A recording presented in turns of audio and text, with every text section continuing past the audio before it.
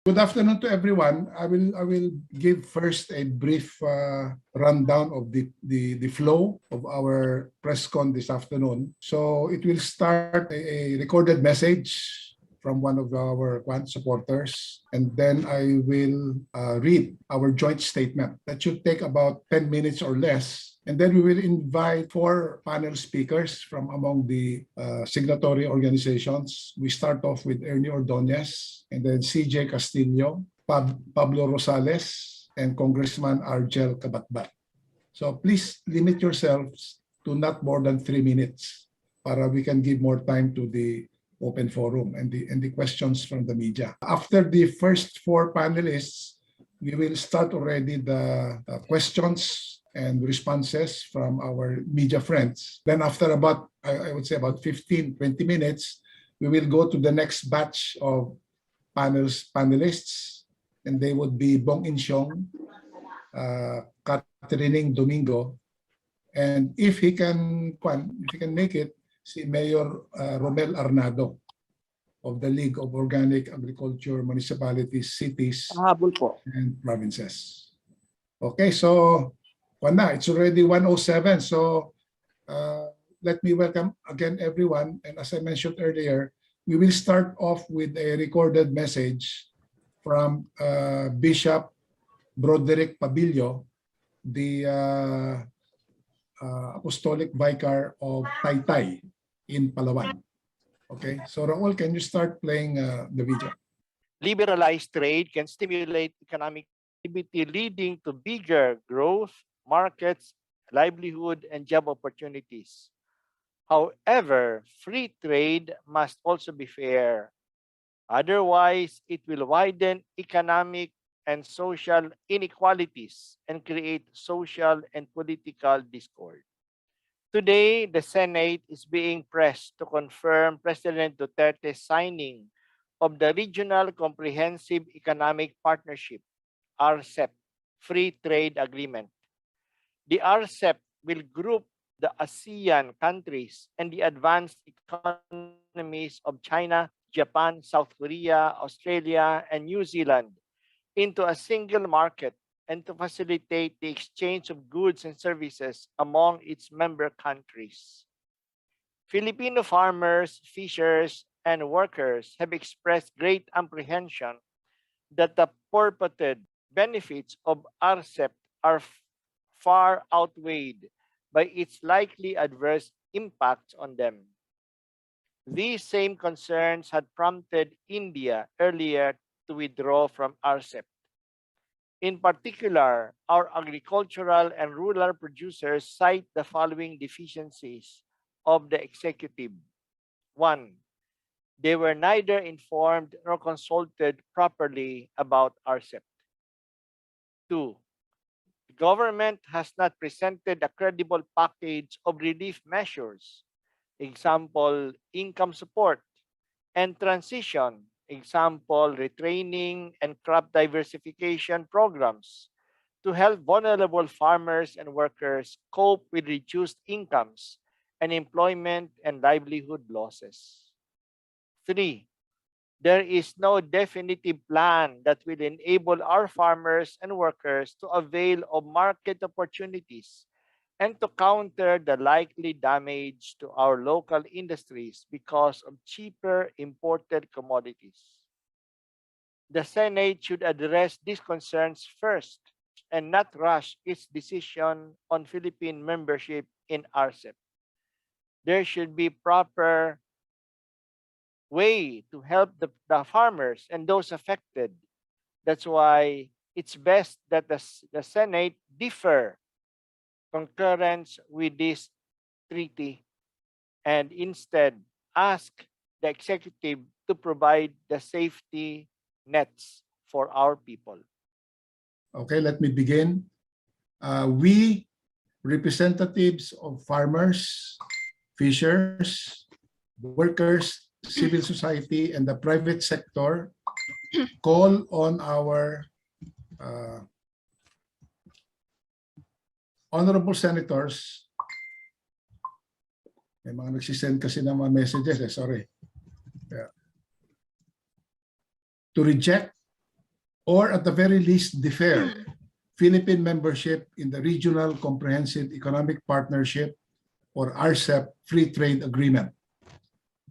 Our agriculture sector has been and continues to be ill-prepared for free trade in the global market.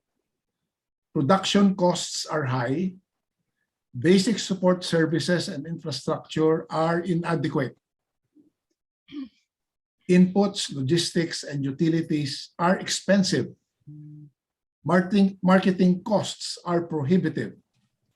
Given these constraints, it will be difficult for us to compete with other RCEP countries.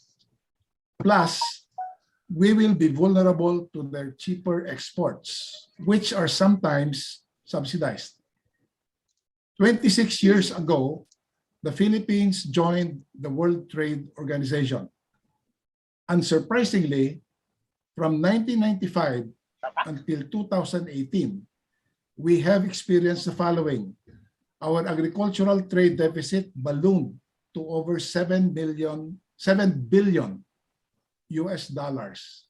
We lost over 1 million jobs. Agriculture's contribution to our gross domestic product dropped from over 20% to 10%. Today, despite the rosy projections of economists selectively cited by the DTI, our prospects under RCEP will be bleak if the factors behind our past trade underperformance are unresolved. You will see on the screen our agricultural trade balance over the years. I think the most important color here is red. The red represents our agricultural trade deficit. So makikita po natin dito, yung pula na bar, pahaba po ng pahaba.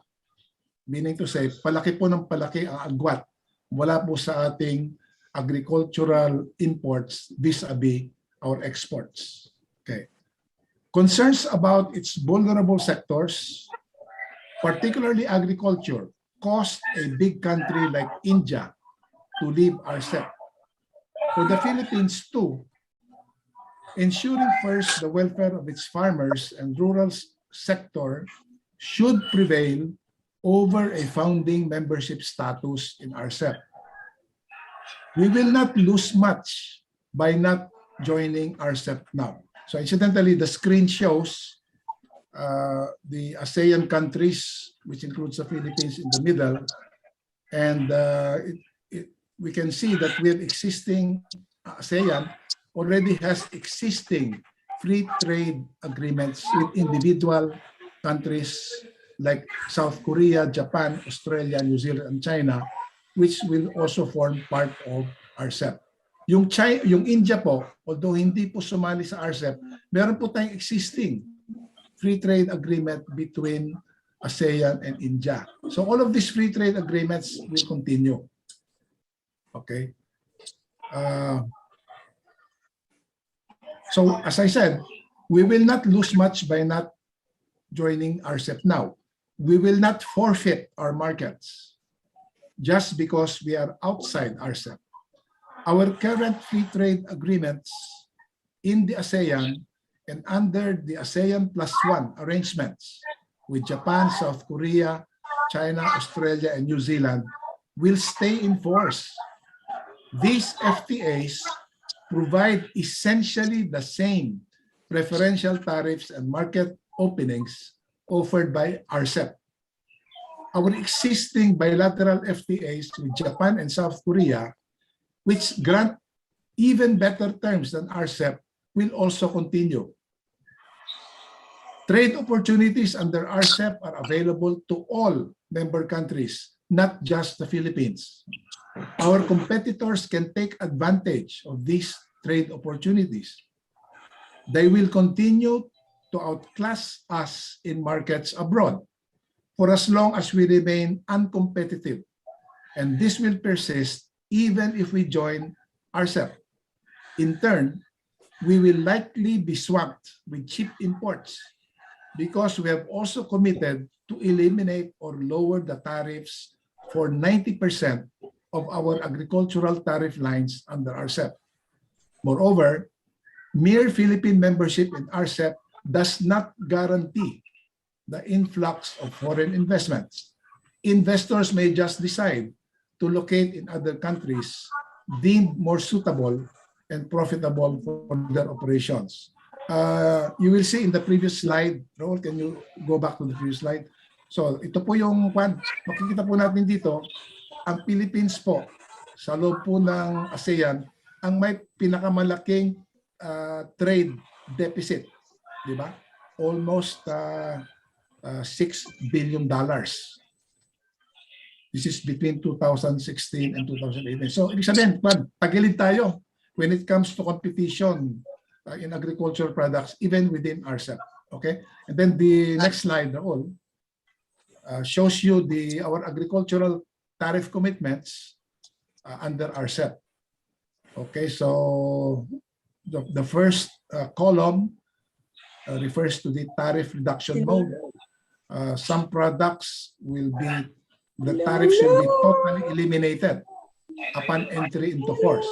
So under this category A, there are almost 1,300 tariff lines where upon joining RCEP, immediately all the tariffs on these tariff lines, which include most, for example, fishery products, will immediately be zero.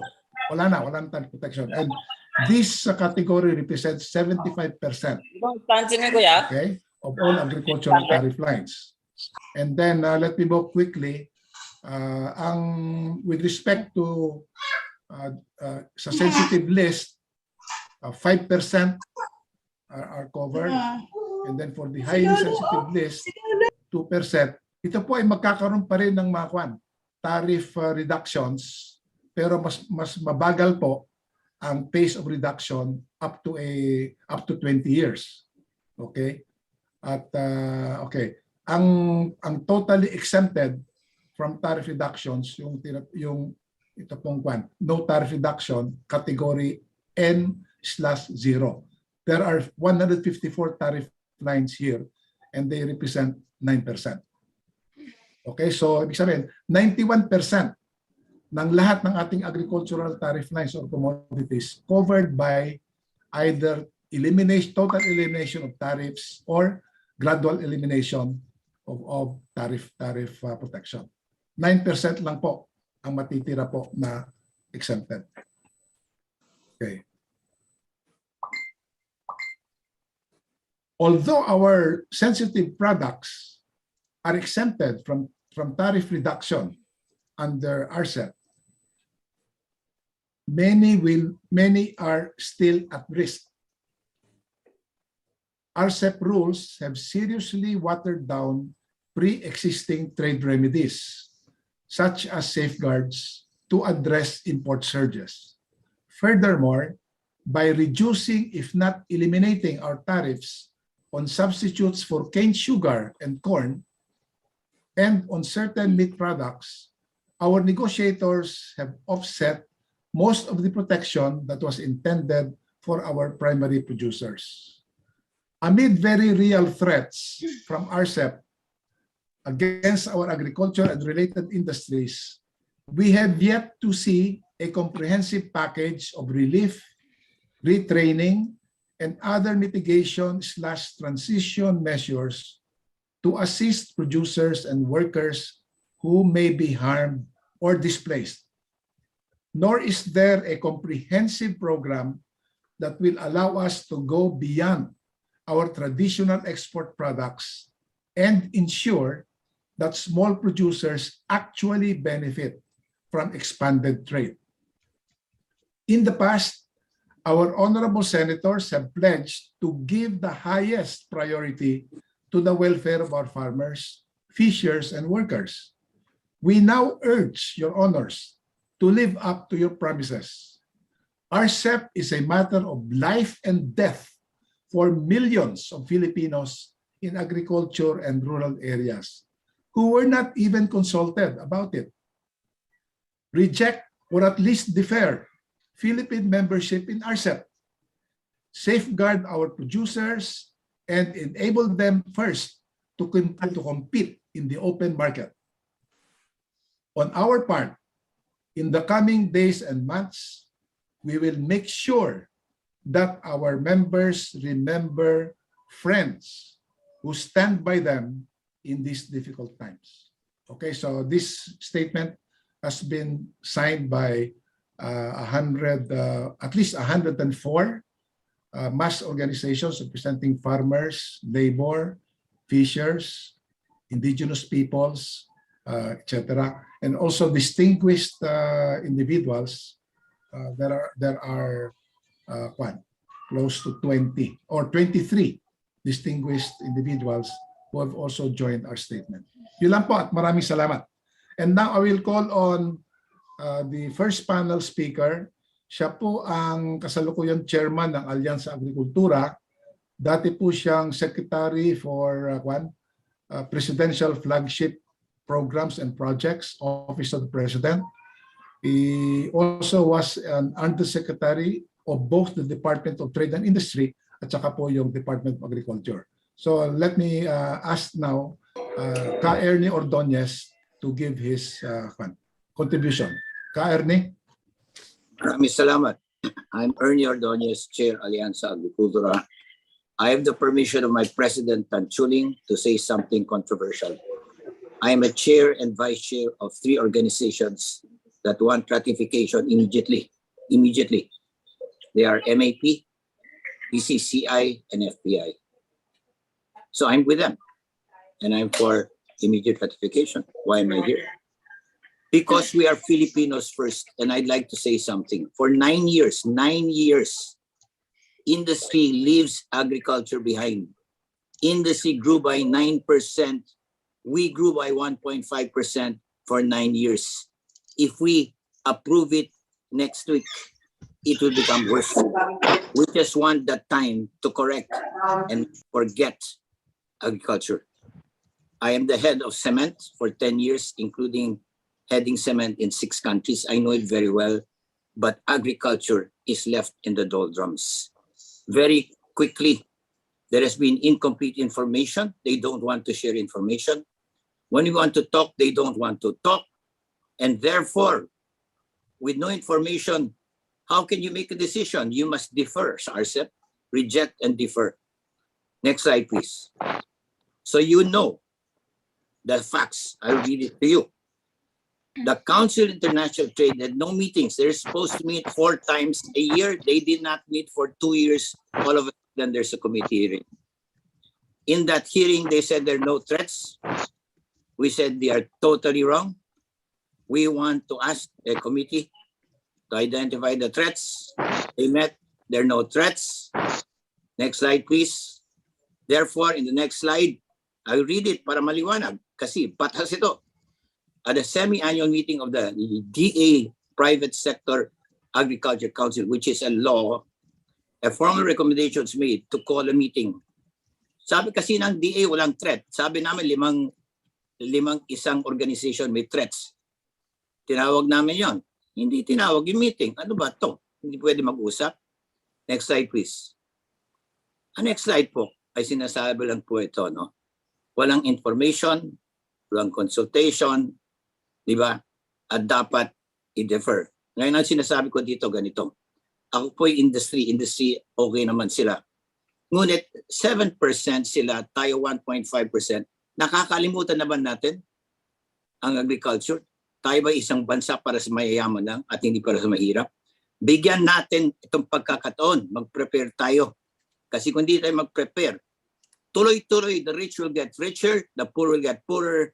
We just want a few months to correct it and give us those few months, and do not forget agriculture, which has been forgotten. Remember, 7%, 9 years, 7% industry, agriculture, 1.5%. Let's change it, and we can. This is an opportunity to change it. Do not rush it.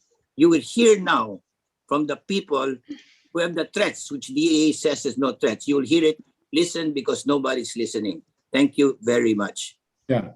Thank you, Ernie. So the practical import of DA saying that there are no threats is that there will be no need for safety nets and mitigation measures, di ba? Kaya wala eh.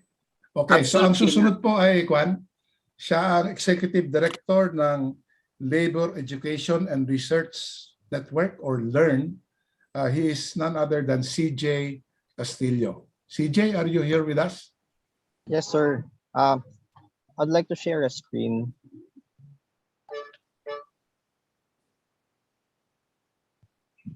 Sige po, magandang hapon po sa ating lahat, no. I'm CJ Castillo. I am a program coordinator from the Labor Education and Research Network.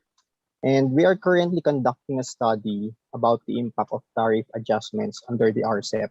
Now, in this study, we are being assisted by Dr. Randy Tuanyo of the Ateneo Department of Economics. Now, in this study, we use the Global Trade Analysis Project. So it's called the GTAP to carry out the simulation. And based on our simulations, we find that the tariff adjustment will cause decline in output in a number of our domestic sectors. Now, let me show you a list of these sectors. So here are the sectors. And so based on our calculations, domestic output may decline by about 0.076%. That is still decline, no? And when you have declining output, this will also negatively impact employment, and we are very worried about this. And this is the list of sectors negatively affected by the reduction in tariff. So as you can see here, we have some agricultural activities and manufacturing activities. There are other sectors, but I just included here the sectors most negatively affected. So yung pinakamalaking decline in their output. Now, given our results, we would like to ask the Senate to not to rush the ratification of RCEP and instead carry out more studies, simulations about this, particularly on the adequacy of support programs for these affected sectors. We'd also like to ask the Senate to also conduct studies on the adequacy of employment support programs, especially for workers who will be affected or who will lose their job because of RCEP. That's all. And we'll share the summary of our latest simulations. Thank you.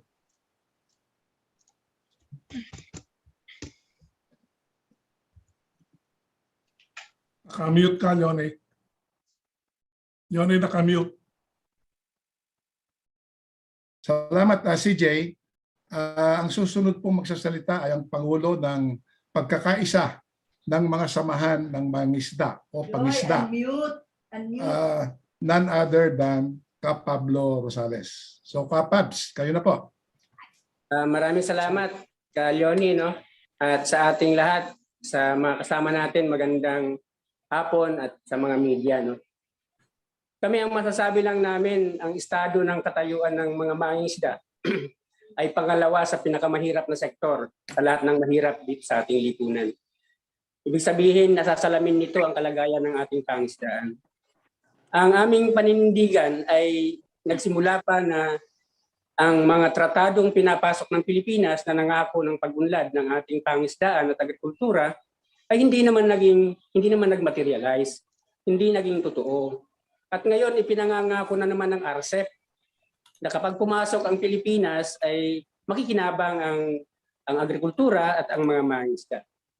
Sa amin sana ang Senado ay matuto na sila din ang Senado rin ang may kagawa nung ratifikahan ang GATT-WTO.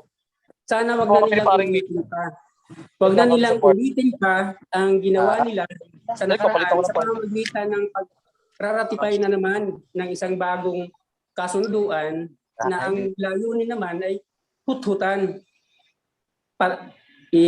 Dagsain tayo ng mga dayuhang produkto dahil ito ay napakamura at papatay sa ating mga mangingisda at mga magsasaka.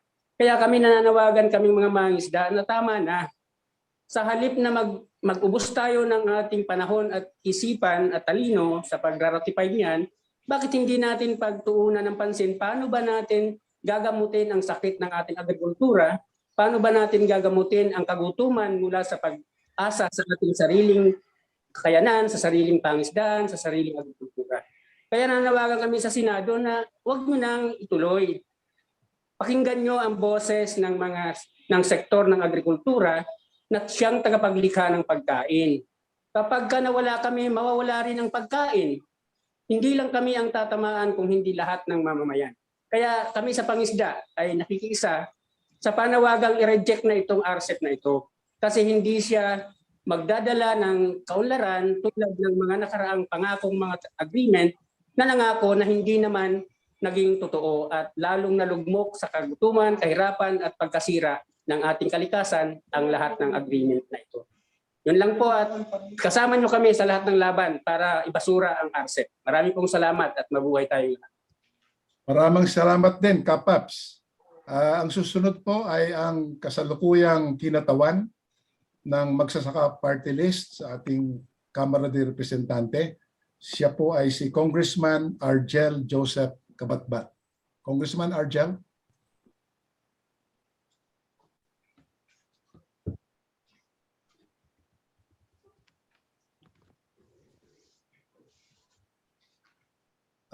Calling Congressman Argel Kabatbat. Wala pa. Message kanina medyo malilate daw at hahabol.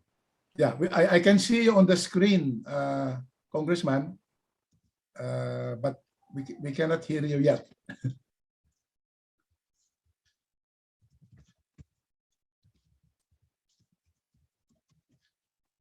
Ayan, dito na lang ako magsasabi. Ayan na, Kong Argel. Oh, yeah, I can hear you. Ano yung audio nito? Few minutes po, few minutes. Yan, malinaw na po.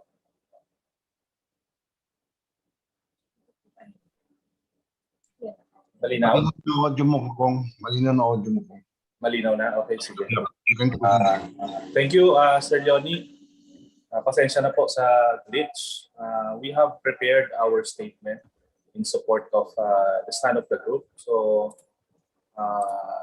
allow me to read our statement. Yun po, magandang hapon po sa lahat.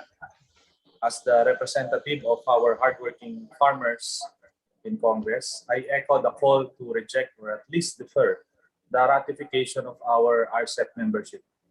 I stand firm, together with all the farmers, fisherfolk, and grassroots organizations, that our country's membership in the Regional Comprehensive Economic Partnership Trade Agreement will only aggravate the decades-long deliberate neglect and mediocrity of the government in managing our agriculture. Hindi napapanahon ng RCEP, hindi po tayo handa, lalo na po ang ating agrikultura, ang ating mga magsasaka. We recognize the efforts of DTI in firmly negotiating to exclude several sensitive agricultural products from any commitment of tariff reduction or elimination under RCEP, particularly from China. However, a lot of these agricultural products remain at risk because RCEP rules will seriously weaken the ability of trade remedies, such as safeguard measures to effectively counteract the expected issues of global trade. The Philippine agriculture sector remains ill-prepared for open competition in global trade. Our farmers contend with the high cost of production, lack of basic support services and infrastructure, labor-intensive farm practices, the rising cost of inputs and utilities, and the prohibitive marketing costs, among others. Meanwhile, other RCEP member countries like Thailand and Vietnam enjoy higher yields and cheaper production costs with full government support and the mechanization program that strengthens the performance of their agricultural sector. Let us take our handling of the high-value crops.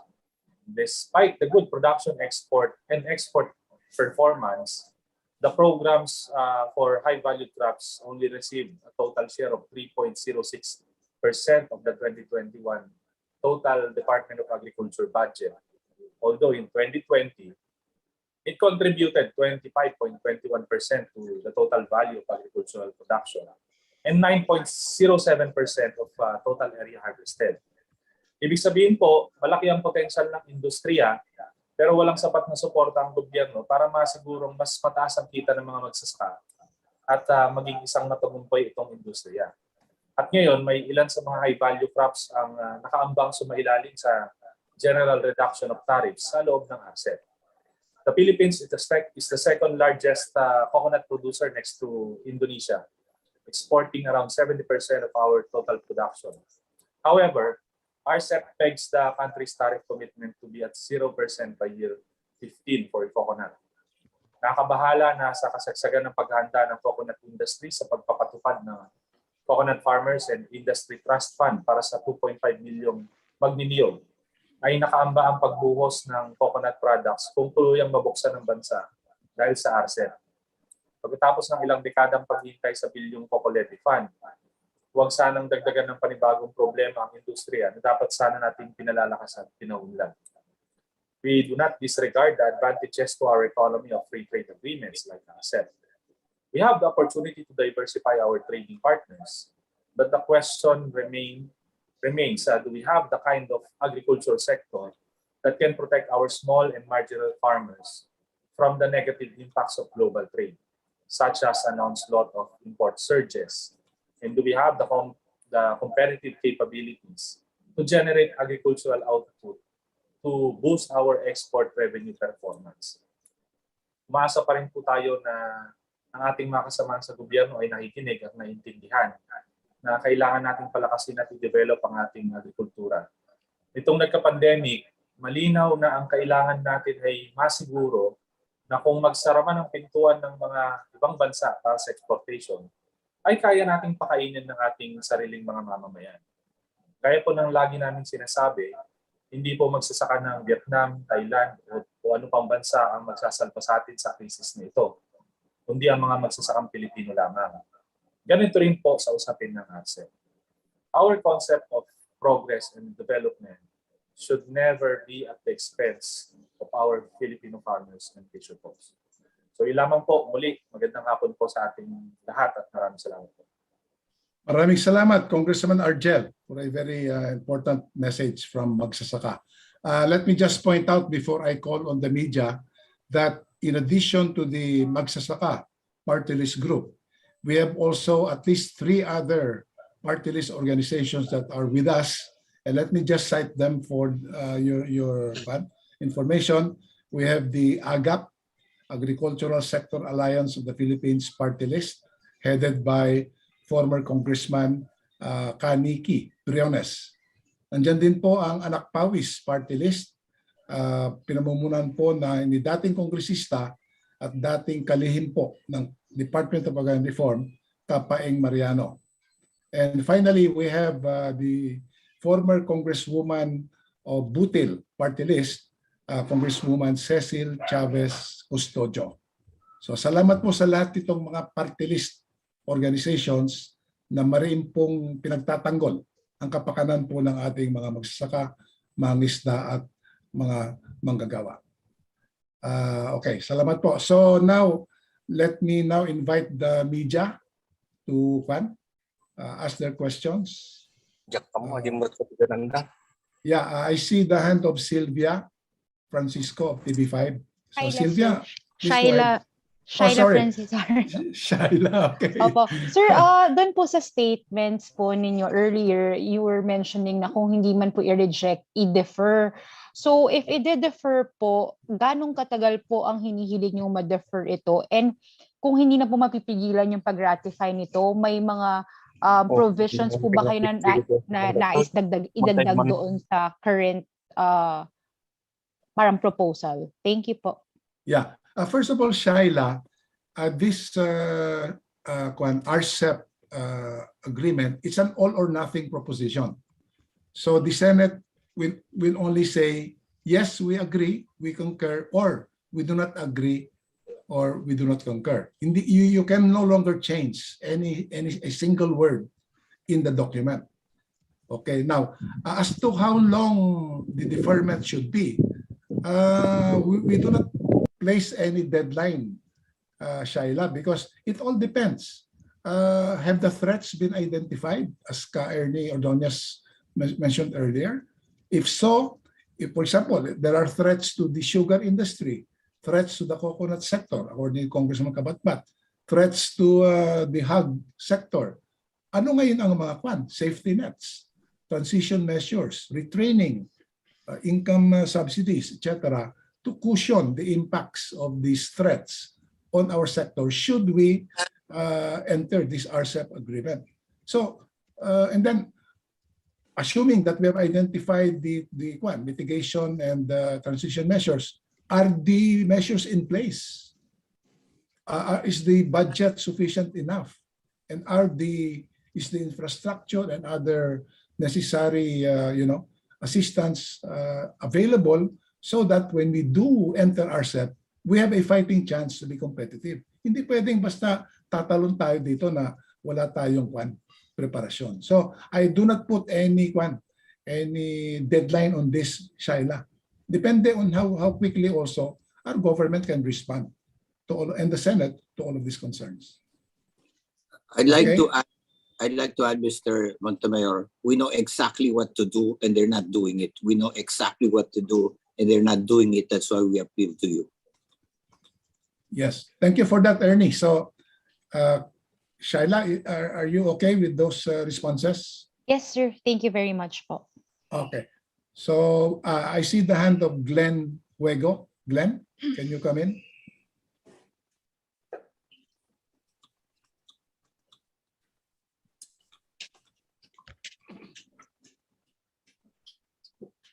Glenn? Hello, yes sir. Yes. Yan, okay na po. Okay na, Yes sir, Glenn. Yes sir, Glenn Huego sa DCBB. Sir, isang malinaw na lang sir para sa sa ordinaryong mamamayan. Ano ho ba yung RCEP at bakit po ninyo talaga ito tinututulan? Isang sagot lang po para sa buong grupo, sir. Ang RCEP, Glenn, isa pong tinatawag na free trade agreement.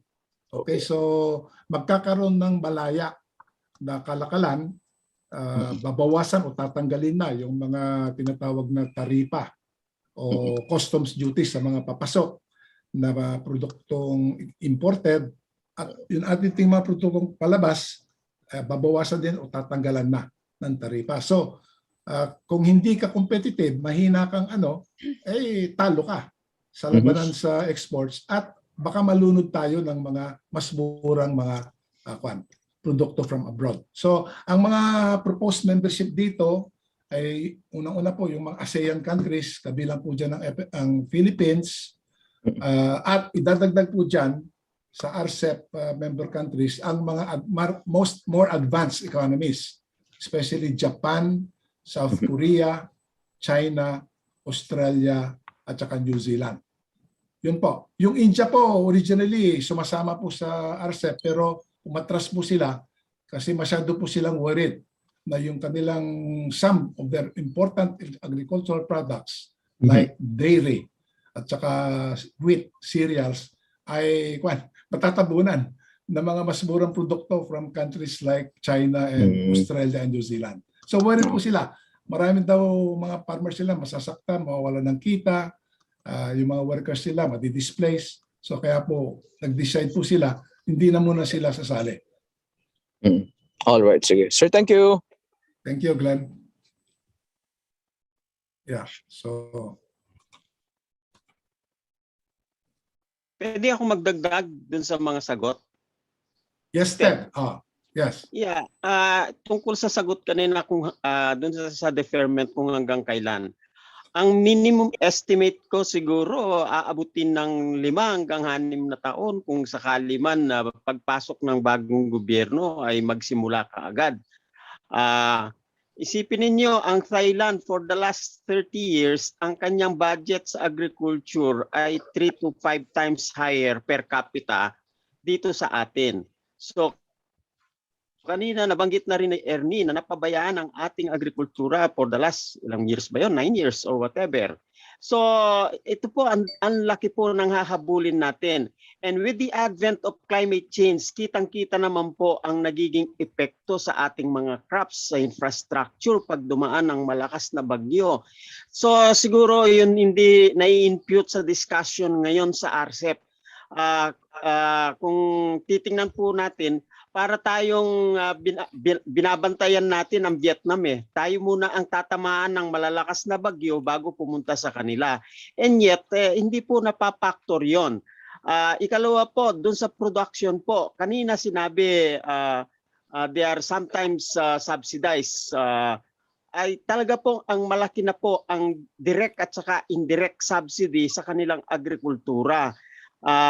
Hindi po rin na-stress natin, agriculture is not a standby industry, a standalone industry. Ang dami ho nating ini-import na mga produkto na napakataas ang peso cost. So, kailangan po yung iba sa mga machineries natin ay dapat locally manufactured na.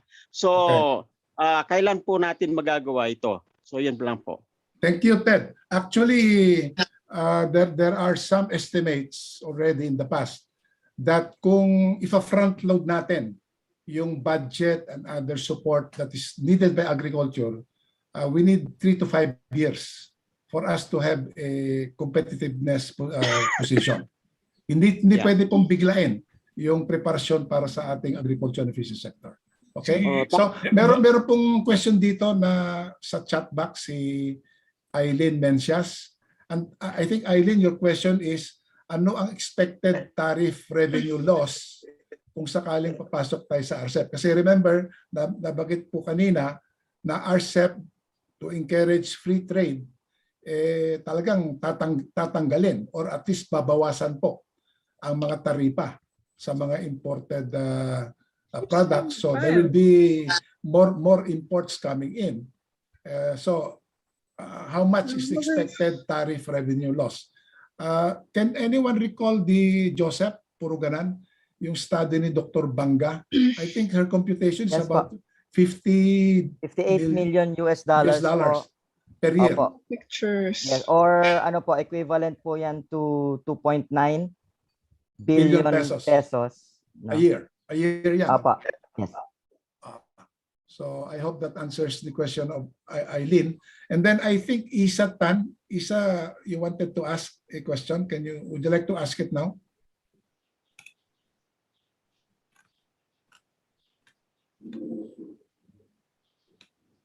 Okay. Isa, would you like to ask your question verbally? Hello? Yes, Isa, go ahead. Yes, sir. Tanong ko lang po kasi matagal ko nang kinocover yung industry and over the years, ang dami na naging programa kasi na supposed to be matutulong doon sa industriya na maging competitive.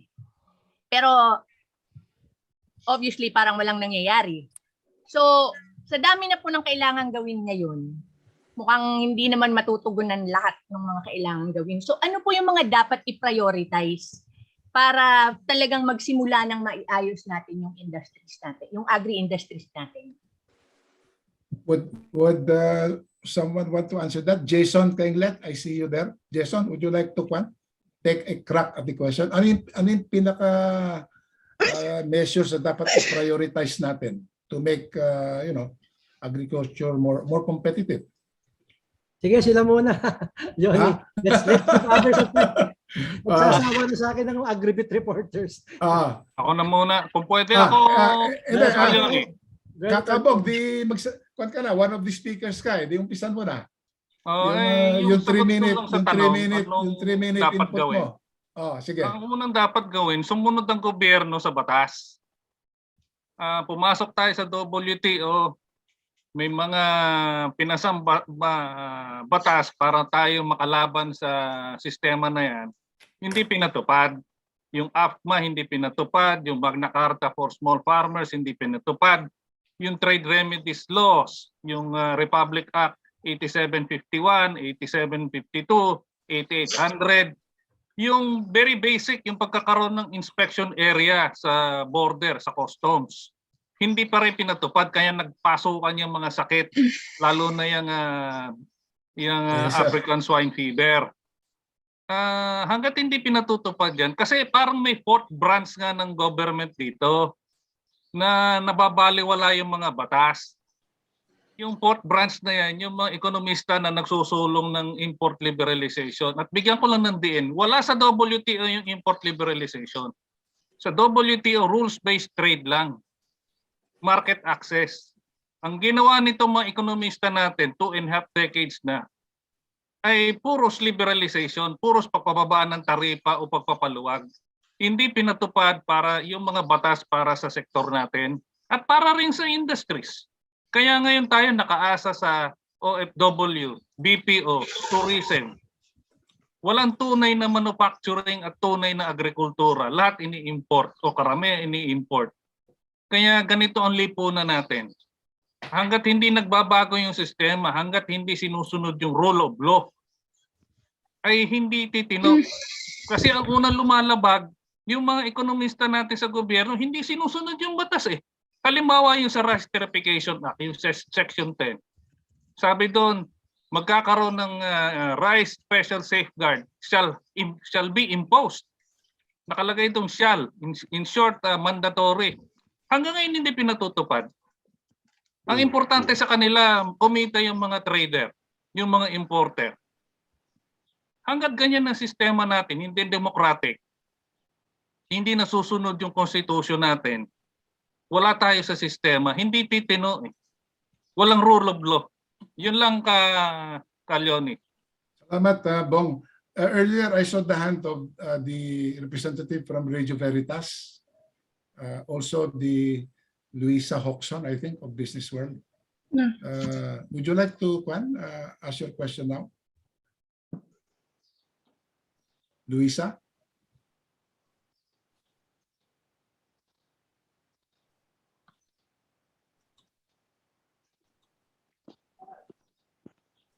Hello po, magandang hapon. Opo.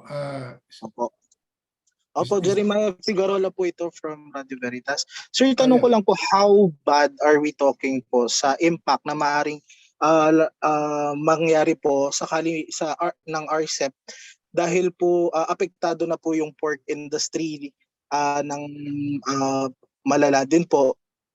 Kasi kumbaga chain of events po to, apektado po yung pork industry, apektado din po ngayon yung corn industry and then the fertilizer naman po dahil sa pagtaas. Sa ano po, may mas malala pa po bang may dudulot yung RCEP dito sa pangyayaring ito? How bad are we talking po? Yeah. Anyone from the pork sector and the others from corn? Nandito ba sila, Roger Navarro of Philmais? Maybe you would like to take a crack at that question. So the question is, how bad is the expected impact of our membership in RCEP, especially on sectors like pork or hogs, and for example, on corn? Anyone? Leonie, pwede ba uli? Oh, sige, Bong. Yes. Ay mas malala lang ngayon. Mas malala ngayon mangyayari pag natuloy ito kasi dominado to ng China. Unlike yung WTO, buong mundo ang kasali, may balanse ka. Dito China, dominado ito ng China. Yan China, kilalanin na natin. Diyan nang gagaling yung karamihan ng sakit ng tao at saka ng hayop. Yung ASF diyan nang galing eh. Diyan through China dito nakapasok. Magiging dominado nila. Hindi tayo handa, hindi pa pinatutupad yung mga batas. Delikado talaga tayo in an age of climate change. At yung mga production system sa ibang bansa, sa Amerika, sa Europa, nagugulo ng climate change. Lalo tayong pinaasa ni Secretary Dar at saka ng NEDA sa importation. Yun ang pinakamalalang mangyari. Baka mangyari yung katulad ng 2008, ayaw mag-export sa atin ng Vietnam ng bigas dahil baka kulangin sila. Yun ang pinakamalala. Sana hindi mangyari. Sana mali ako. Kanya lang, pag tiningnan mo yung agos ng kanilang pagpapasya o desisyon, lalo tayong nagiging nalalagay sa alanganin. sana mali ako at sila tama. Ang problema, 2.5 ng dekada silang mali. Salamat po. Okay. Kalyone. Kalyone. Sige Ed, ikaw na muna. And then Ernie Ordonez. Yeah. Sige po. Ed Mora po, Chairman ng PKMP at Sector Representative po ng NAPSI Farmer Sector. Yung pong tanong kanina nung kaibigan natin sa media, ang konkreto po naming sagot ng mga magkasaka, anong epekto ng RCEP? Una-una po, hindi na kami nakabawi nung pagpasok ng Pilipinas sa WTO. Hanggang ngayon ay lugmok sa kahirapan ang mga magkasaka. Ang patunay nito, kung totoo yung batas, so nasasabi na ito ni Ninsong kanina, kung totoo yung batas pinatupad, sa loob ng 26 na taon, sana ang mga magkasaka sa kasanayonan ay walang naghihirap.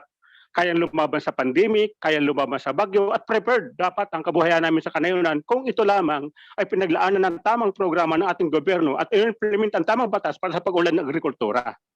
Ngayon po, hindi na ito pinatupad. Ang daming mga magsasaka na namamatay sa gutom, kabi-kabila land conversion, hindi maipasa yung batas na luwa, ay pinasapa yung RCEP, ay anong mangyayari ay pinasapa yung RTL?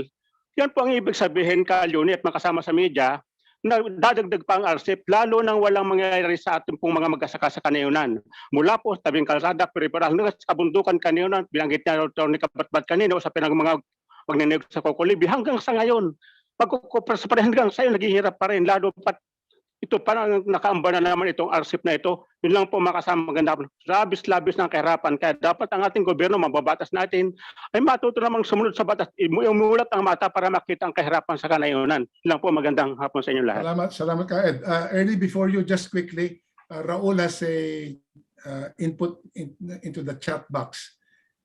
According to him, our yearly import bill is worth about 600 billion pesos every year yan. So every 1% reduction in tariffs under RCEP will mean a tariff revenue loss of 6 billion pesos. So I think this supplements the earlier input from si Joseph Puruganan, citing the study of Dr. Banga, that Dr. Banga estimates, I think almost $60 billion revenue loss resulting from RCEP. Okay, Ernie?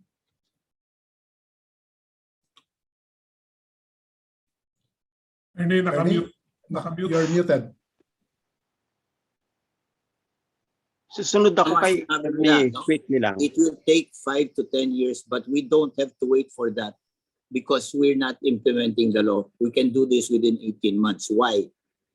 Smuggling, it's easy to do, they don't do anything. Quarantine, it's easy to do, they don't do anything. Tariffs, they bring it down, they don't have to bring it down. Safeguard measures, they do it cement, they do it. In other words, if you wait for 5 or 10 years, pagkamadismasaya, right? And it's took 5 to 10 years. But in 18 months, we can fix all of this because all it is political will. And my anger and fury is that they will not talk and they will not act. But if they just do it, we can do it within 18 months. We will not solve everything, but we'll solve enough. And therefore, this is an opportunity to wake up, finally to wake up, because DA has not been waking up. It is time they wake up. If they wake up, we can do a win-win. We do not want to approve it next week, but we will work hard and we can do it in 18 months. At least the minimum we can survive. Thank you. Salamat, Ernie. Maybe it's time now to call on Trining Domingo. Trining, siya po ang Pangulo ng Katipunan ng Bagong Pilipina, KBP. So Trining, paki-share yung message mo sa amin. Magandang hapon po sa inyong lahat. Ang pwede ko pong masabi ay talagang lahat ng ginagawang mga panukala ngayon ay parang pumapatay na unti-unti sa kapakanan ng mga maliliit na mga magsasaka, mga inista, mga gagawa sa agrikultura, sa lahat halos ng mahihirap. Kasi nag-umpisa tayo sa GATT, sumunod sa GATT itong yung RTL, ngayon na naman yung RCEP. Talagang halos mamatay na kaming mga magsasaka sa hirap. Kasi po alam nyo, Ako ay meron saka, meron akong bukid. Ang inaani ko ay 140 kaban sa 2 hektarya. Ang pinagbibilang ko po sa 140 kaban ay 84,000 lang. Paano kami makakaahon kung talagang ang lahat ng gagamitin mo sa bukid ay uutangin? Talagang walang mangyayari sa buhay ng mga maliliit na mga magsasaka. Kaya ako po ay nananawagan na sana mamulat na ang mga maliliit na mga magsasaka, mamimista, manggagawa sa agrikultura na sa darating na eleksyon, wag nang iboto lahat ng mga nagpapahirap sa kapakanan ng mahihirap. At sana nga madagdagan ang mga party list ng mga tunay na mga magsasaka sa Kongreso at nang noon ay dumami naman ang kakampi naming mga maliliit na mga magsasaka. Ngayon ay may party list po kami, ang ARISE. At sana po makalusot ito sa Kongreso sa darating na eleksyon at maupo sa Kongreso kahit isang tinatawag ng ARISE. At sana po mamulat na tayo na huwag na nating iboto ang mga suwapang na mga mambabatas sa Kongreso at sa Senado. Magandang hapon po sa inyong lahat. Salamat, Catherine. By the way, kasama po sa pumirma sa ating statement ay ang Federation of Pre-Workers na pinamumunuan po ni Kasani Matula. Okay? So, and also former Secretary Manny Piñol is one of the individual signatories to our paper. So, I see the hand of Jordine Lagar, and then to be followed by Peter So. Jordine, please, Kwan. Hi sir, good afternoon. Good afternoon. Good afternoon po sa lahat.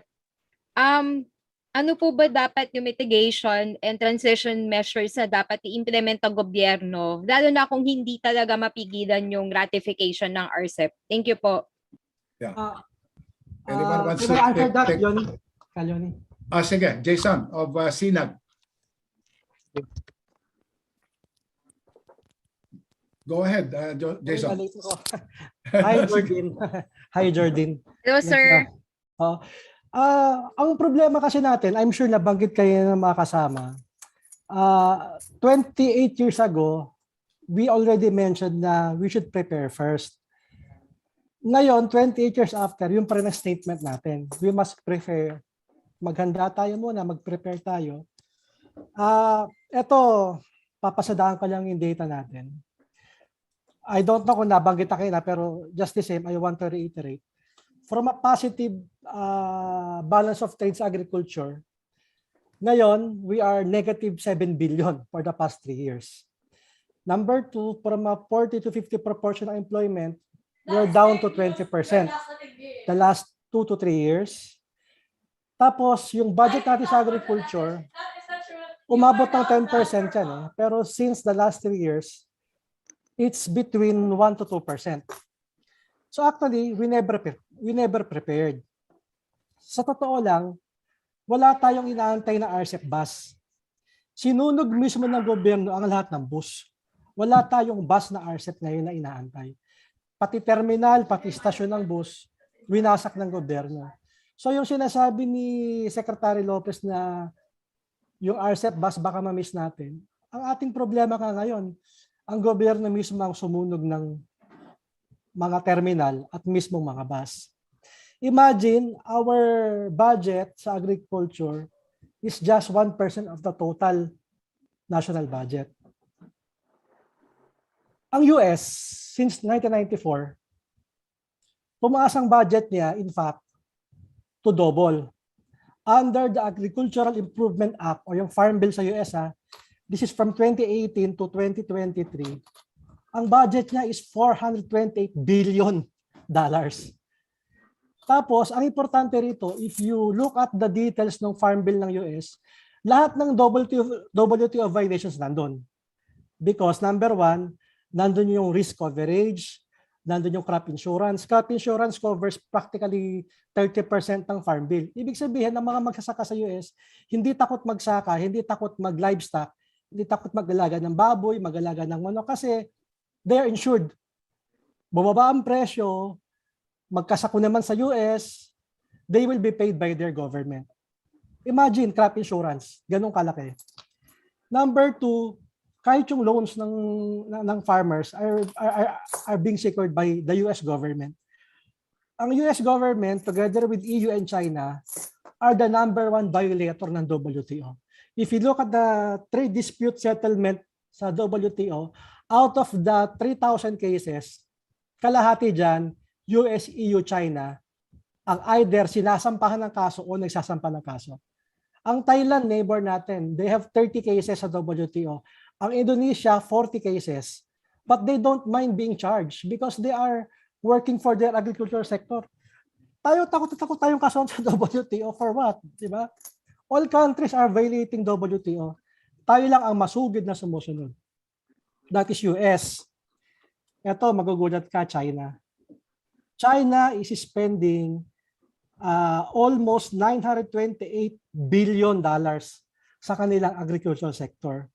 For the past 5 years, ang annual growth percentage nila sa pagtulong sa kanilang sector are 8.8%. Imagine, taon-taon, tumataas ng 8.8% yung support ng China sa kanyang agricultural sector. Maraming details yan, pero it would take us 2 days to discuss. Ang China, nabanggit ko na, ang pinakamalaking violator talaga ng WTO and as far as subsidies are concerned ay ang EU. Under the CAP for the next 5 years, 270 euros ang budget ng CAP, which is the Common Agricultural Policy ng EU. Yung CAP, take note, CAP makes up 1/3, 33% ng buong budget ng EU. Imagine, ang agriculture sa EU ay sinusuportahan ng 1/3 ng kabuuang budget ng European Union. Tayo wala pang 2%, lagpas 1% lang. EU, they are subsidizing the agriculture. In fact, sa Europe, they will pay you para wag ka lang magtanim. That is the set-aside policy. Ibig sabihin, para wag umabot sila sa glut, para wag umabot sa overproduction, governments are paying farmers in France and Spain not to plant para walang surplus.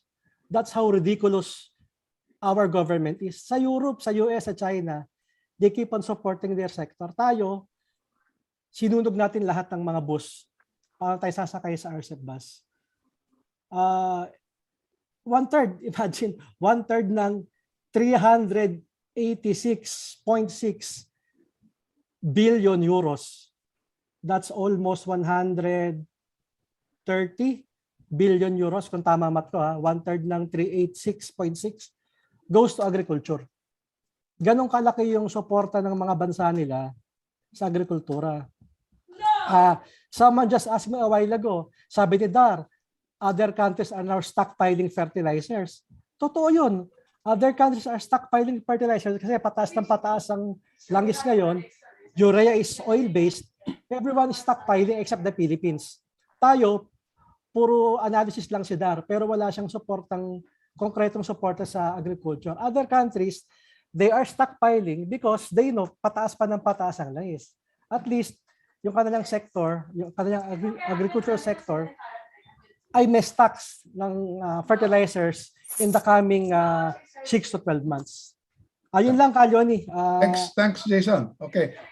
Okay. Kanina may binanggit, before I call on Peter So and Joshua Mata, I just want to say in advance that we will also discuss a little bit yung punto ni Catherine kanina. There's a political dimension to this discussion about RCEP. She mentioned we should not vote, di ba? Or we will vote for friends. So we will have some discussion on that and some updates on the situation in the Senate. Okay. So Peter So, please come in. Hello. Good afternoon. Am I okay? Yes, Peter. Yes, you're fine. Okay, thank you very much. Good afternoon to everybody. This is Mr. Peter So, representing Philippine Poultry Integrated Alliance. I'll be very simple lang in my comments, and I hope there will be no offense to anybody. Okay, my comment is, number one, let us just use common sense. Common sense lang po. If RCEP is actually good, then it could have already produced good results. Meron ba? Okay, let's balance the situation. Write it down.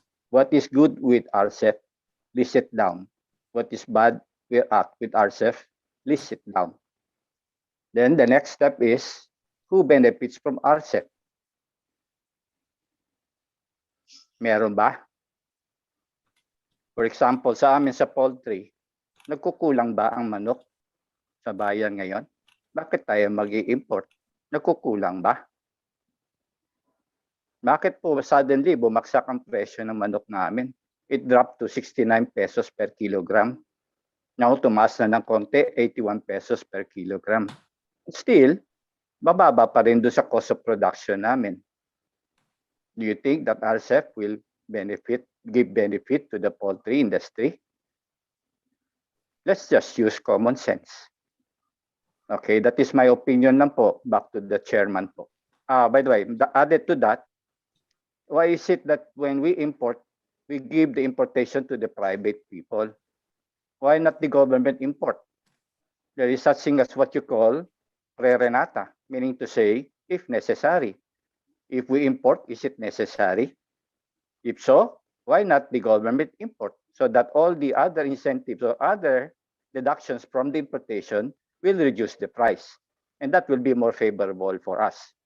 Back to you, Chairman. Thank you. Thank you, Peter. So Joshua, I recognize you.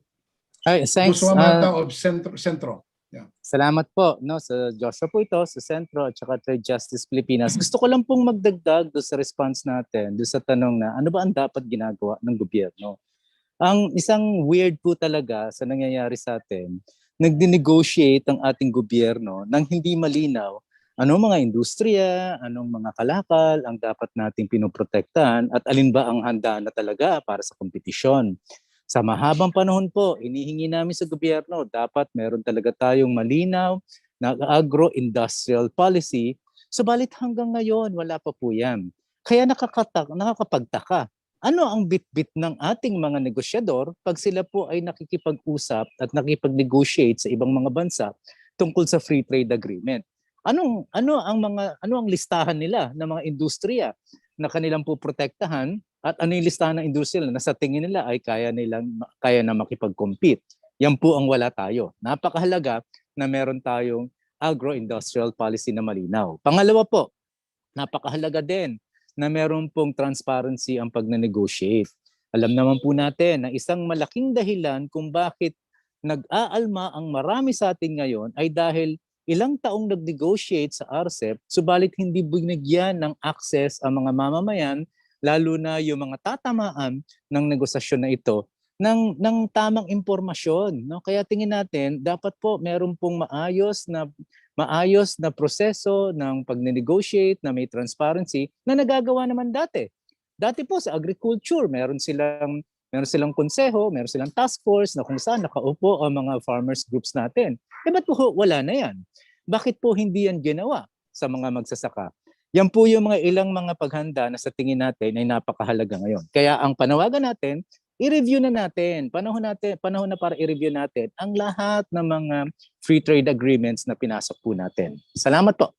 Thank you, Joshua. These are very important points and precisely the Senate needs time to be able to discuss, di ba?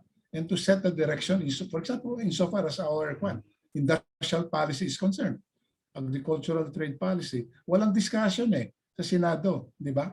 Oo, at saka yung issue ng konsultasyon. May tanong nga po rito si Eileen Mencius ng Abante. Sabi niya, how will we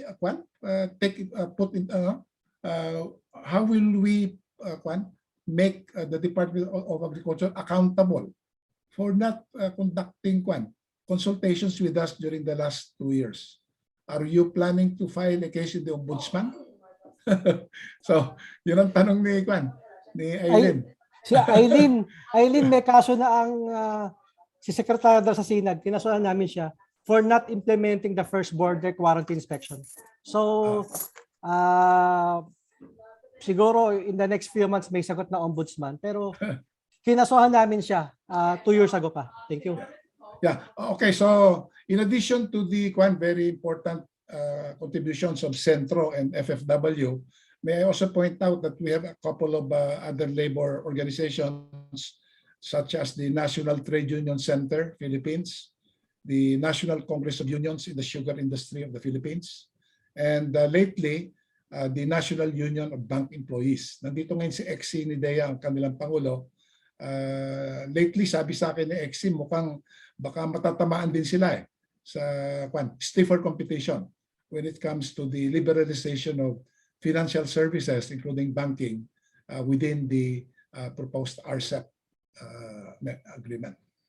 Okay, so sige, meron po yatang gustong isabihin si Rafi sa Rukam. Rafi, sila ay isang coconut farmers organization na kasama po natin. Rafi, Okay, sige Rafi. Maraming salamat po, Leonie. At ang sa akin lang po dito, gusto ko lang malinawan yung tungkol doon ho ba sa Coconut Levy Fund natin, na kung saan po ay matatandaan natin yan ay sabi di man ay na-approve na po ng ating Pangulong Duterte. At pagkatapos po niyan, nitong nakaraang taon pa na kasagsagan ng ating COVID, ay nagkaroon kami ng impormasyon na nakumuha siya ng pundo do sa Coconut Levy Fund. At tila ang sabi pa niya ay yun ay ibabalik ng gobyerno sa pamamagitan ng staggered na pagbabayad, pagbabalik noong pundong yan. So ibig sabihin, malinaw sa aming mga magsasaka sa inyo na yan pala ay nabawasan na hindi naman alam ng maraming mga coconut farmer leaders. So, ano ang mangyayari sa amin ngayon ng mga coconut farmers dito sa lalong-lalo na po dito sa ating mga kanugnog ng kanayunan? Ang totoo po sa amin pong pag-aalam sa ibang mga probinsya ay nagbibigay ang Philippine Coconut Authority ng tinatawag na cash in food na 3,000 tapos po yung Karafi, pwede bang talakayin natin yung mga puntong yan sa hiwalay na diskusyon? Kasi gusto natin pong itutukan yung issue po na napapaloob dito sa RCEP. At saka meron po yatang deadline ang press na 2:30. That is mga less than 15 minutes away. So inisip ko kasi Karafi, yung nalalabing panahon, we will do a little okay, opo. Opo, update. Pasensya na po, video lang kasi na pero po kami po ay sumusuporta dito sa reject RCEP na ito sapagkat talagang apektado po rito ang buong mga magsasaka sa kanayunan. Thank you, Rafi. So we will just get us a short update on the situation in the Senate, and then moving forward, related doon sa sinabi kanina ni Catherine, ano yung mga plans ng ating grupo on the political side. Okay, so maybe Joseph Puruganan, could you give us an update? I understand San Lakas and AMA under Valbibal, you had a mass action in the Senate this morning against RCEP. What's the score with respect to the chances of passage or non-passage of the Leonardo, baka si Val po mag-update about the protest. Sige, Val, maybe can you give us a 2-minute report kung ano nangyari sa protesta nyo kanina? Magandang hapon po. Maraming salamat, Leonardo. Matagumpay naman po natin na ilunsad yung ating kilos protesta sa Senado. Yun nga lang po, sabi sa atin ng security, wala pa po ang mga senador doon sa loob ng Senado at wala pong lumabas sa atin para tayo ay entertainin kahit yung committee na nangangasiwa dito sa proseso noong pagpaparatipika ng RCEP. Kaya bagamat tayo naging matagumpay sa ating pagkilos dahil sa gitna ng COVID, ang ating mga kasamahan ay talagang tumulak na gamit ang binibigay na espasyo ng gobyerno na magkaroon lang ng health protocol at sundin ito, nagawa po natin ang ating protesta. Yun nga lang man po, wala sa ating lumabas, no? At yung media lang po ang nandun sa atin, at sana nakarating din sa mga kinauukulan yung ating panawagan na wag itong madiliin ang ratifikasyon ng RCEP, no? At kung maaari nga po ay wag na munang ito ang entertain natin dahil ang pangangailangan ng taong bayan po ay hindi po yung katratadong yan. Ang kailangan po ng mamamayan ay ayuda, proteksyon, at garantiya sa trabaho, lalo na ngayong panahon ng pandemya at mahina pa rin ang ating ekonomiya. Thank you. Thank you, Cabal. So can we have a very quick update also on the situation in the Senate? Joseph, would you like to give your input here, and maybe si Jason? What's your reading? What's your reading now of the situation in the Senate? Well, Joseph?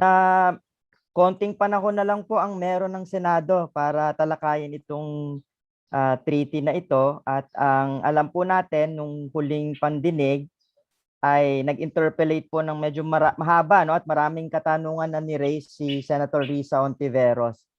Ang report po natin batay po dun sa nakalista for interpellation based sa official Senate documents, nakalista po dun si Senator Kiko Pangilinan, Senator Richard Gordon, Senator Ralph Recto, Senator Joel Villanueva, at nag-express rin po si Majority Leader Zubiri na mag-interpellate. So kung titignan po natin yun, 4 or 5 senators ang gusto pang magtanong, no?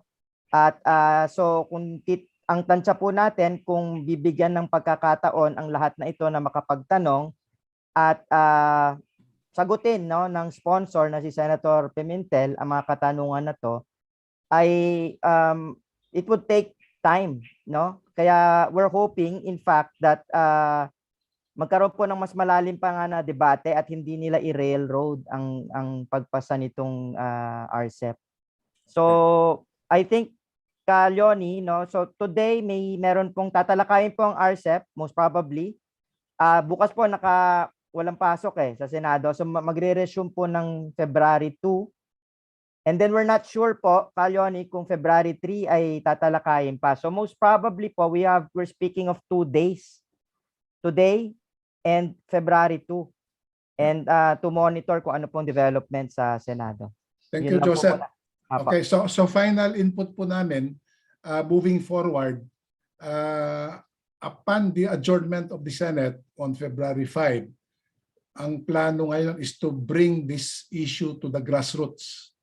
Okay? So some of our groups already have modules to explain what is RCEP. So that will be part of a national information campaign. Kasi hindi po naintindihan ng mamamayan lalo na ng ating mga manggagawa at magsasaka, kung ano ba itong RCEP? Ano ba yung mga nito? Mahamak nito sa magsasaka at ano yung preparasyon ginagawa ng ating pamahalaan. So this will be the purpose of this information drive. A related aspect to this information drive is, if you will notice in our statement, yung last sentence, it says there, in the coming days and months, our groups, we will make sure that our members will remember who their friends are, who are standing by them. So, ibig sabihin, sasabihin namin sa mga tao, sino ba yung mga talagang tumutulong sa ating mga magsasaka? Which party list groups are very supportive? Which candidates are supportive? And I think we agree, we owe it to these candidates that our membership know that they are friendly to the cause of the farmers and the workers. So yan po ang next stage. Kaya yung ginanap po kaninang mass action sa Senado kaninang umaga, starting point lang po yan. Ito po yung ginawa ng AMA at saka ng Sanlakas kaninang umaga. So itutuloy po namin to at hopefully until mapakinggan po ng Senado at saka ng buong pamahalaan po natin ang hinaing at yung mga legitimate concerns ng ating pong farmers, fisher folk, at saka worker sector. Okay po. kung wala na pong magtatanong, it's almost 2:30. So we will now close the press conference, at gusto po namin uling pasalamatan lahat ng mga kaibigan natin sa media na pumarito, at kasama na rin po yung ating mga kasamahan, mga samahan at mga individual na pumapanig po sa pangangailangan po ng ating agriculture and labor sector. So good afternoon to everyone, and thank you again for coming today. Salamat po. Salamat Pwede yung magabilin? Pwede yung Salamat. magabilin pa? Si Ted Mendoza po ito. Gusto ko suggest na i-continue. Gusto ko pong i-suggest sa grupo na i-continue natin yung pag-deepen ng ating database para sa discussion, para sa Senate, kasi napansin ko nung plenary deliberation, kailangan ng specific data points na sasabihin yung nagde-deliberate. Like for instance, yung napakalalim na tanong na ano ba ang magiging negative effect ng RCEP. Marami ho kasi, crop by crop yan. Kagaya dun sa kung paniniwalaan man natin, yung study ni Kuraraton, ay mag-i-increase ng 37% ang importation natin ng rice within the next 10 to 15 years. So, clear na po, magiging anong mangyayari sa mga rice farmers natin kung puro importation ng cheaper rice. Okay? Sa sugar naman po, bagamat retained yung RCEP na 5%, pero tax-free po yung mga sugar equivalent, alternative sugar na kagaya ng fructose. Okay, kung mag-import po sila ng let's say 100,000 tons na high fructose, equivalent ho yan ng 400,000 tons of sugar. So mawawalan po ng trabaho, hindi na kailangan mag-produce ang mahigit na 100,000 manggagawa ng tubo. So sinasuggest ko ho, mag-database tayo ng ganyan para mabilis ang kampanya natin. Paano matutulungan ang industry o maapektuhan ng bawat industry. Salamat po. At saka, well, maswerte tayo, Ted, na kwan. We have some economics-oriented groups like kanina sila CJ Castillo ng Learn, and then si Kwan din, sila Sani Africa ng Ibon Foundation will be helping out also on the technical. Mr. Chairman, dagdag lang. Just do the law. Just do the law. We want to fight smuggling. They won't listen to our suggestion. We want to do quarantine. They won't do any quarantine. We want to have plans for product. They won't even talk to us. You know, implement the law. Implement the law. Ever since WTO, they did not implement the law. The market information system, they never did it. So I don't care what you do. If you allow us like this, we're vulnerable. And therefore, it's our chance to wake up, because it's our chance to correct it finally after all this the abuse that we've been getting. Thank you. Okay, Exi, please come in. May session lang po sa pakikinig natin sa mga usapan kanina. Lalo pat marami naman ang sumusuporta dito sa statement natin. Kung maaari pong may salin sa Pilipino lang ang statement na yan para lalong makita ng mga maraming sektor na nasa lalayan, lalo magsama natin, maintindihan kung ano talaga ang importansya ng request natin na huwag mo nang ipasa pag-defer ng RCEP na agreement na to dahil sa kapakanan to ng lahat ng sektor. Hindi lang naman ito particular na sektor ang maapektuhan. Lahat po halos, pati yung sektor namin sa pagbabangko. Yun lang po. Maraming salamat po. Yeah, excellent suggestion, Exi. So we will call upon our expert translators to help out. I support Leonardo, support Tagalog natin para sa mga magasagaran niya. Tama yun. Gawin natin yan. Sige, thank you, Leonardo. Carne, thank you. Tukted, thank you. Okay. Salamat din po sa lahat. Abuhay sa lahat. Okay. So salamat po sa inyo lahat. Okay, Good salamat. good afternoon. Bye. Thank you, Ay, Kalyon. Balited, salamat. Salamat. Really Salamat. excited. Bye. Thank you, thank you. Mahaba pa ito usapan na ito. Sundan natin. Sige po. Okay. Salamat po. Salamat sa lahat. Kailangan marami tayong boto para matakot yung mga politiko. Oo nga. Dapat hindi hiwa-hiwalay. Nagpapasalamat ang buong magkasaka sa organizer po nito na napakagandang activities ngayong 2022. Congratulations, Kalyon. Thank you. Thank you. Thank you, Leonie. Salamat. Thank you. Thank you, Kalyoni. Secretary Leonie, thank you. Thank you, Kadante. Ang Thank ating you, kwan, thank you. Presidentes ng mga Confederation of Irrigators Associations sa Upper Pampanga Irrigation System. You praise, Yupres. Secretary. Opo, pinakamalaking kwanto, Confederation ng Irrigators Group sa buong Pilipinas. For the Philippines. Thank you, Secretary. Thank you, thank you. Thank you. Makibaka, huwag matakot. Thank you. parang activist na si si Karnia, talagang hindi pa nakupas ka Karnia. Hindi pa nakupas ka Karnia. Maraming salamat po. Maraming salamat. Sige, Roger. Thank you, Roger, Karyuni Roger. from Region 8, PKKK. Salamat, Anita. Sige. Nasa likod lang kami po. Okay, Roger. Philippine Mais Federation President Roger Navarro. Thank you.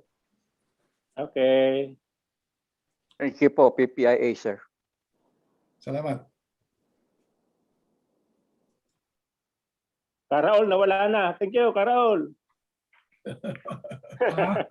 Dito Oh, na thank you. ako. Ang cellphone ko po, may gitpong 10 milyon ng boto ng grupo. Kung tayo Dito na ako sa likod. mag-unite, may gitpong 10 milyon.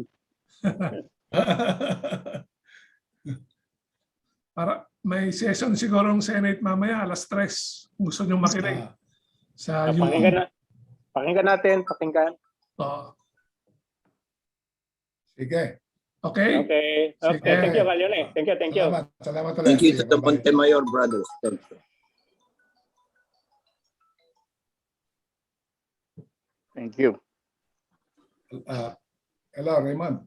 Yes, Johnny. Kamusta? Okay, so isasara ko na, no? Sasara ko na for everybody. Okay, bye-bye. Opo.